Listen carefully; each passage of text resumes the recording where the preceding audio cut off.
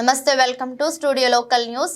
ఆదిప్ కు హారతులు ఇస్తూ స్వాగతం పలుకుతున్న మహిళలు, ప్రచారంలో ఈవీఎం చూపుతున్న ఆదిప్ రాజ్, స్థానిక నాయకులు ముద్దు, వలస నాయకులు వద్దు. వలస నాయకులను నమ్ముకుంటే మన భవిష్యత్తు అంధకారంలోకి వెళ్లిపోతుందని ఆదిప్ రాజ్ ప్రచారంలో తెలిపారు. బుధవారం ఉదయం నాయుడు తోట నుండి ప్రధాని కూడలి మీదుగా వెంకటాపురం వరకు భారీ ర్యాలీగా తరలి వెళ్లారు. దారి పొడవునా కార్యకర్తలు, అభిమానులు అధిక సంఖ్యలో పాల్గొన్నారు. ప్రచార రథంపై వెళ్తూ అందరికీ అభివాదం చేసుకుంటూ తనను అధిక మెజారిటీతో గెలిపించాలని విజ్ఞప్తి చేశారు. కృష్ణాపురం వద్ద ఎన్నికల ప్రచారంలో మహిళలు హారతులు ఇచ్చి స్వాగతం పలుకుతూ బ్రహ్మరథం పట్టారు.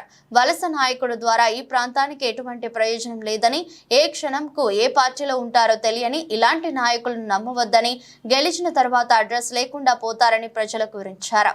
గత 5 ఏళ్లుగా జగనన్న ప్రభుత్వం ఇచ్చిన పథకాలను దృష్టిలో పెట్టుకుని తనకు ఓటు వేసి అత్యధిక మెజారిటీతో రెండవసారి గెలిపించాలని ప్రజలకు విజ్ఞప్తి చేశారు. తీసుకెళ్ళడం, వాళ్ళ ఎలక్షన్ కమిషన్ ఇవ్వడం, ఇప్పుడు ఏదైతే ఉన్నదో ఈ రోజు నుంచి పెన్షన్స్ గానీ, నెక్స్ట్ మంత్ పెన్షన్స్ గానీ వాలంటీర్ వ్యవస్థను ఎక్కడా కూడా ఇన్వాల్వ్ చేయకూడదని చాలా clear guide lines election commission ఇచ్చింది. మేము చంద్రబాబు నాయుడు గారికి, లోకేష్ గారి దృష్టిలో తీసుకెళ్ళడం, వాళ్ళ ఎలక్షన్ కమిషన్ ఇవ్వడం, ఇప్పుడు ఏదైతే ఉన్నదో ఈ రోజు నుంచి పెన్షన్స్ గానీ, నెక్స్ట్ మంత్ పెన్షన్స్ గానీ వాలంటీర్ వ్యవస్థను ఎక్కడా కూడా ఇన్వాల్వ్ చేయకూడదని చాలా. విన్నారమ్మా, ఎంత గొప్పగా చెప్పుకుంటున్నాడు. నేనే చంద్రబాబు నాయుడు దృష్టికి, లోకేష్ గారి దృష్టికి తీసుకెళ్లాను. ఎలక్షన్ కమిషన్ కంప్లైంట్ ఇచ్చాము. వాలంటీర్లతో పెన్షన్ ఇవ్వకూడదని చెప్పి ఎలక్షన్ కమిషన్ గైడ్ లైన్స్ ఇచ్చేటట్టు నేనే చేశానని ఎంత చక్కగా చెప్పుకుంటున్నాడు. వినండి. ఏంటి మళ్ళీ రెండోసారి ఈ పెందుర్తి నియోజకవర్గం నుంచి వైఎస్ఆర్ కాంగ్రెస్ పార్టీ తరఫున ఎమ్మెల్యేగా పోటీ చేసేటువంటి అవకాశం జగన్మోహన్ రెడ్డి గారు ఇచ్చిన తర్వాత మీ అందరి దగ్గర మీ చల్లని దీవెనలు, ఆశీస్సులు తీసుకోవడానికి మీ దగ్గరికి వచ్చినప్పుడు ఎప్పుడూ లేనటువంటి విధంగా మీ కుటుంబ సభ్యుడిని ఆహ్వానించినట్టు, మీ ఇంట్లో బిడ్డని ఆశీర్వదించినట్టు మీరందరూ కూడా ఎంత పెద్ద ఎత్తున పూలతో, హారతలతో దిష్టి తీసి నన్ను ఆశీర్వదిస్తున్నారంటే ఇంతకన్నా ఏం కావాలమ్మా నాకు ఈ జీవితానికి. మా స్నేహితుడు మొన్నే వచ్చాడు అమెరికా నుంచి, ఒక 6 నెలల క్రితం వచ్చి అడిగాడు, 14 సంవత్సరాలు అయిపోయిందిరా నిన్ను చూసి, ఏం సంపాదించావు, రాజకీయాల్లో వచ్చి ఏం సాధించావని అడిగాడు. ఆ రోజు నాకు చెప్పడానికి సమాధానం ఏమీ లేదు. కానీ ఈ రోజు అనిపిస్తుంది,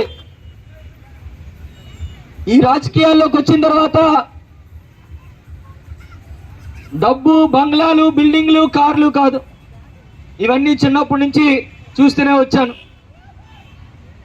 కానీ ఈరోజు మీకు నాకు ఎటువంటి బంధుత్వం లేకపోయినా, మీకు నాకు ఎటువంటి వ్యాపార లావాదేవీలు లేకపోయినా, మీరు ఎంతమంది ఈ రోజు నడి రోడ్డు మీదకి వచ్చి నన్ను ఆశీర్వదించి చిరునవ్వులతో ఆహ్వానించారే, ఇంతకన్నా ఏం కావాలమ్మా నాకు.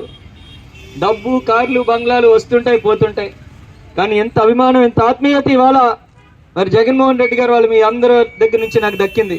ఇంతకన్నా ఏం సాధించాలి అని చెప్పి నేనైతే అనుకుంటున్నా. పెన్షన్లు తీసుకున్న వాళ్ళు ఎంతమంది ఉన్నారమ్మా? చేతులు ఎత్తండి. చాలా మంది ఉన్నారు కదా.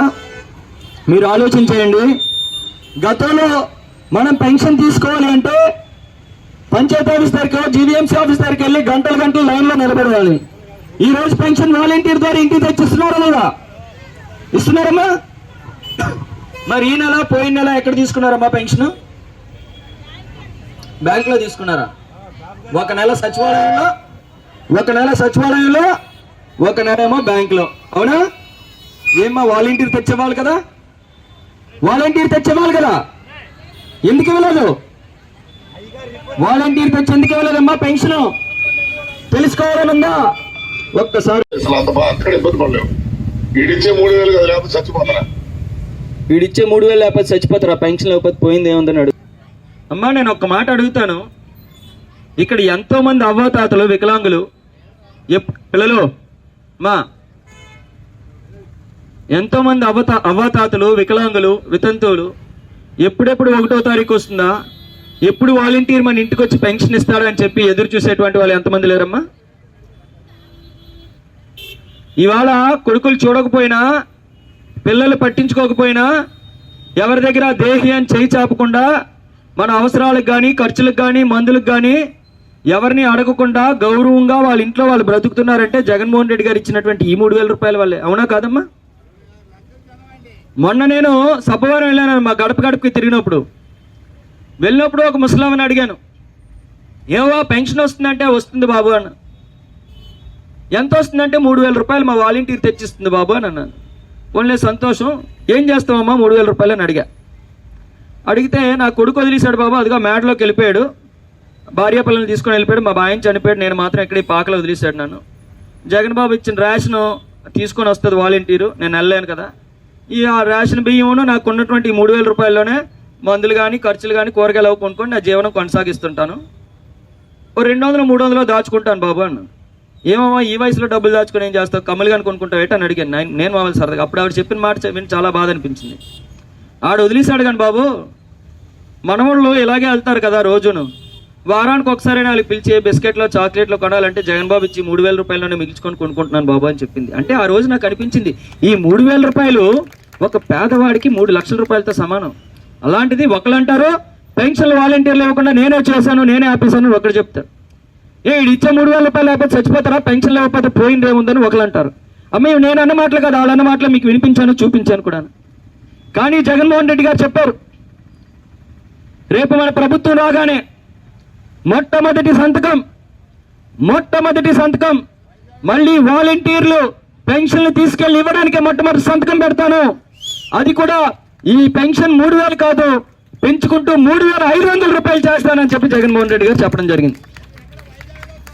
మరి వెంటనే జగన్మోహన్ రెడ్డి గారు 3,500 అన్నారు కదా, వెంటనే రెడీ అయిపోతాడు చంద్రబాబు నాయుడు వేలం పాటకి, నేను 4,000 ఇస్తానంటే. జగన్ గారు 4,000 అంటే నువ్వు ఇచ్చేది ఏది కూడా ఉండదు, కాబట్టి ఇన్ని కబుర్లేని చెప్తాం.